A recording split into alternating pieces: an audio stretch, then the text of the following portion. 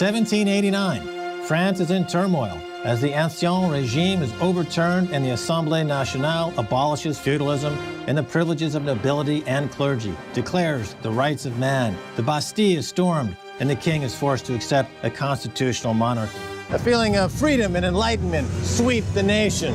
The country's best minds come here to the assembly to make impassioned speeches. But the crushing debt is a problem. Some suggest the issuance of notes to bring back liquidity and prosperity. Resistance is fierce. Jacques Necker, finance minister, argues passionately that printing money would lead down a dangerous path and reminds the Assemblée of the Mississippi Bubble and John Law, still in living memory for many. Necker was savagely attacked by the proponents of the Assignats. You see, they had a cunning plan. They were going to confiscate property from the church, and they would do a one-time issuance of 400 million livres. You see, this was the collateralized mortgage obligation of its day. Limited, one-time, backed by property. What could possibly go wrong? The debt crisis escalated. Silver disappeared from the market. There was an outcry for paper money, but the defenders of sound money were eloquent. They remembered John Law in the Mississippi Company, names like Necker, DuPont, Maury. For a whole year, this debate raged between paper money and hard money. The paper money crowd said, it's going to be a one-time deal, fully collateralized. And in the end, by just a handful of votes, 400 million livres of assignats was approved. Pierre, help me to understand something. In 1720, the Mississippi bubble collapsed and brought devastation to France and to its people. 70 years later, France again turned to paper currency. How could this happen? To keep the revolution going, Talleyrand had this genius idea, if I may say. He said, we're going to take everything which belongs to the Vatican. And as you know, the Vatican at the time was extremely powerful. The Vatican, just the Pope, hold almost half of Europe. They invented this extraordinary thing, which is, in French, just la caisse de l'extraordinaire. La caisse de l'extraordinaire. Which, in English, which is the extraordinary cash register. You can't make that up. And this extraordinary cash register was made to sell everything which they take from the Vatican. So they confiscated the land from all from the Vatican churches people, and everything. Everything. And they created this assignat in order to sell all of this property to raise money to pay for the deficit. It was not a paper currency in the beginning because it was even they gave some interest on it.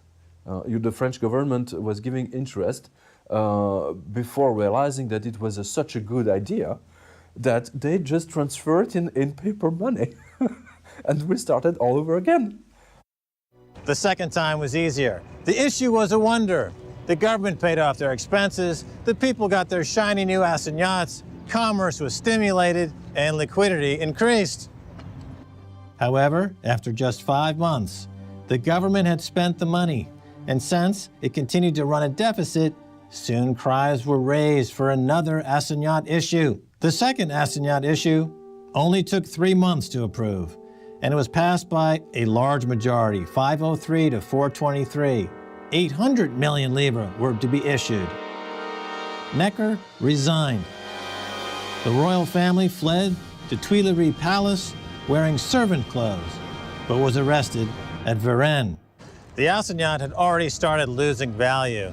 Gold, silver, copper were all driven out of circulation, but the people wanted more. In fact, the government issued another 100 million livres of assignats. Prices kept going higher, but people wanted more. It was a vicious cycle. Prices higher, more assignats. Foreigners, exiled nobles, shopkeepers, the church, all were blamed for rising prices, but not the assignat. Speculation was rampant as people tried to protect themselves against the depreciating currency.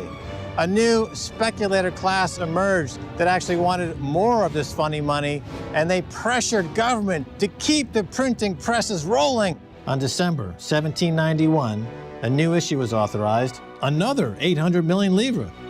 Meanwhile, the value of the first issue continued to drop from 100 livres nominal to 53 livres. In March, Calvier became the Minister of Finance, promising to speed up printing. In April came the fifth large issue, 500 million livres. But many smaller issues and reissues were simultaneously being carried out.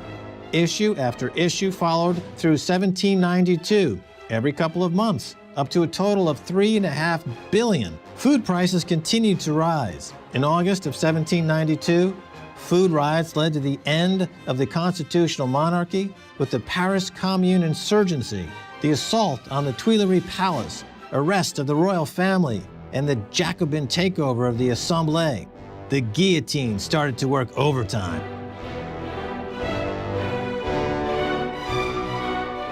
So they broke their promise. Instead of limiting the amount of circulation, they went to increasing amounts of circulation. So maybe after the first year they did another one, and then after 6 months. Exactly. Like the John Law stuff. It was exactly the same thing. So they just, it's always very easy for government just to use the printer and to print money.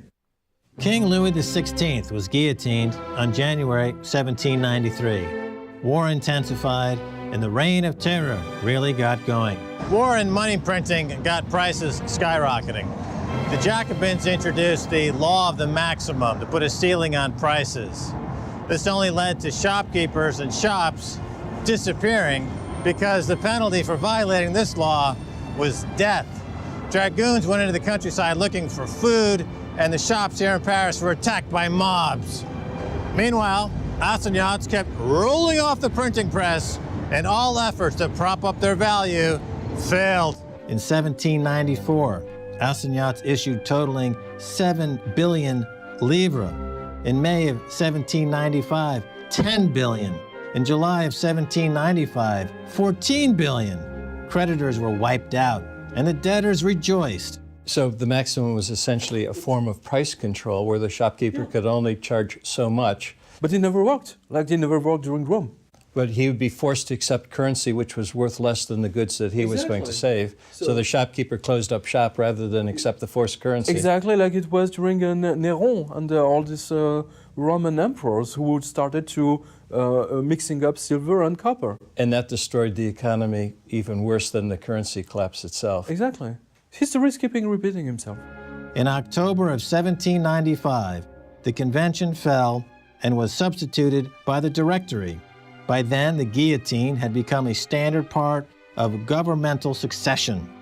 The Directory tried to replace the, by now almost worthless, Assignats with a new issue by a different name, Mandat. This was short-lived. Assignats continues to circulate, but were increasingly worthless. So ultimately, when the assignat collapsed, we went into what was called the mandat or the mandat. Mandat national, if I remember well. And it only lasted one year, but it was also a form of paper currency. Definitely, it was just only plain paper. There was you didn't even have some church property to back up the money. That's amazing. It was just the trust of the revolutionary government, and nobody trusted it anymore. The Directory marks the end of the French Revolution.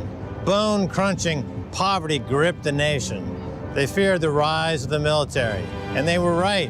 In 1799, the coup of Napoleon, who brought in the consulate and then the empire. While I live, I will never resort to irredeemable paper.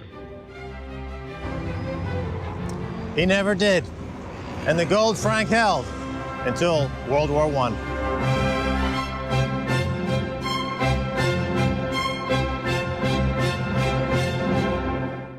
The bottom line is that sometimes people, and particularly politicians, don't learn from monetary history. Definitely. I mean, history is repeating himself, especially right now. I mean, we can see exactly the same thing. What we're seeing today is what the French people have seen, like 200 years before with John Law. I think the bottom line is that people should get their history books out and see what's happened before. Yeah, but people are too lazy to open, their school books, so... Well, hopefully they'll be watching this video. Seems like when anyone, anywhere, fools with fiat money, catastrophe follows. James, is anyone going to learn from this history? Well, let's hope this time we learn from history so we don't have to relive it. Let's go to the cafe and buy some gold.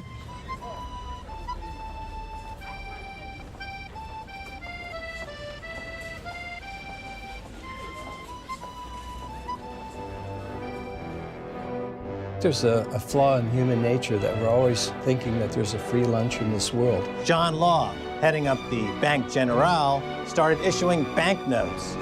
People really fantasized about it. People started to hoard more gold and silver. The state went door to door and confiscated it, and the entire country went down the drain.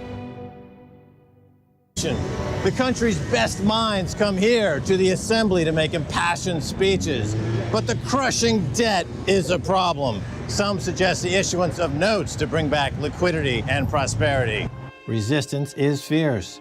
Jacques Necker, finance minister, argues passionately that printing money would lead down a dangerous path and reminds the Assembly of the Mississippi bubble and John.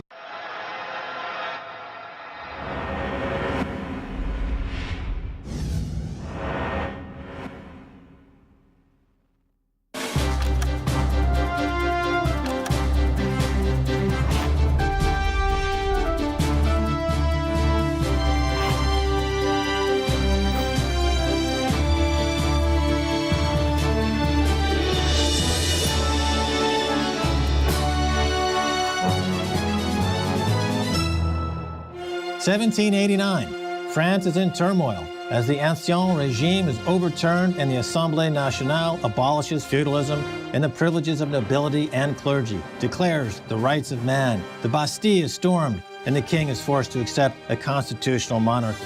A feeling of freedom and enlightenment sweep the nation. Law, still in living memory for many.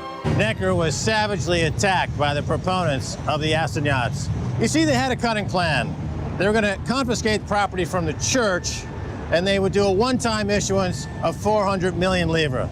You see, this was the collateralized mortgage obligation of its day. Limited, one-time, backed by property. What could possibly go wrong? The debt crisis escalated. Silver disappeared from the market. There was an outcry for paper money, but the defenders of sound money were eloquent. They remembered John Law in the Mississippi Company, names like Necker, DuPont, Maury. For a whole year, this debate raged between paper money and hard money. The paper